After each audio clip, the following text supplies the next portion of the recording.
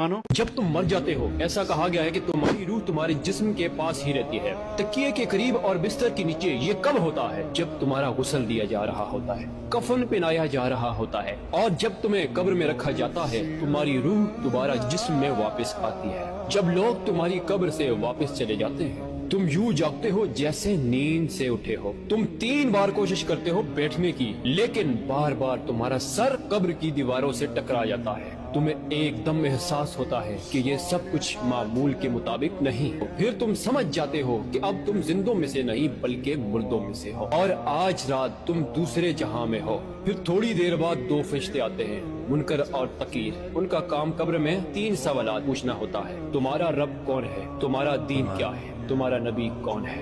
یا تو تم صحیح جواب دو گے اور کامیاب ہو جاؤ گے، یا تم گڑبڑا جاؤ گے اور ناکام ہو جاؤ گے۔ پھر تمہیں ایک جگہ لے جایا جاتا ہے جسے برزخ کہا جاتا ہے۔ یہ ایک ایسا مرحلہ ہے جہاں 2 دروازے ہوتے ہیں، ایک دروازہ جنت کی طرف، دوسرا دروازہ جہنم کی طرف۔ وہیں تمہیں قیامت کے دن تک انتظار کرو گے۔ پھر حساب و کتاب کے بعد فیصلہ ہوگا تم جنتی ہو یا جہنمی۔ اور کبھی کبھار تمہارے رشتہ دار، دوست، احباب تمہیں قبر پر آ کر یاد کریں گے۔ کہا گیا ہے کہ ایک فرشتہ آئے گا اور تمہیں اطلاع دے گا تمہارے بیٹے نے تمہیں سلام بھیجا، تمہاری ماں، تمہاری بیوی، تمہاری بیٹی آئی ہے۔ تب تمہاری روح قبر کی مٹی کے اوپر آئے گی، ان کی باتیں سنے گی، ان کے قدموں کی آہٹ محسوس کرے گی۔ یاد رکھو میں نے یہ سب پہلے اپنے لیے لکھا پھر تمہارے لیے، تاکہ ہم گناہوں سے توبہ کریں، زندگی کی حقیقت کو پہچانیں۔ یا اللہ ہمارے گناہوں کو معاف فرما۔ کمنٹ میں آمین ضرور لکھیے گا۔ نبی کریم صلی اللہ علیہ وسلم نے فرمایا میری طرف سے ایک آیت بھی ہو لوگوں تک پہنچاؤ، بس اگر تم تک یہ بات پہنچی ہے تو کسی اور تک بھی پہنچا دینا۔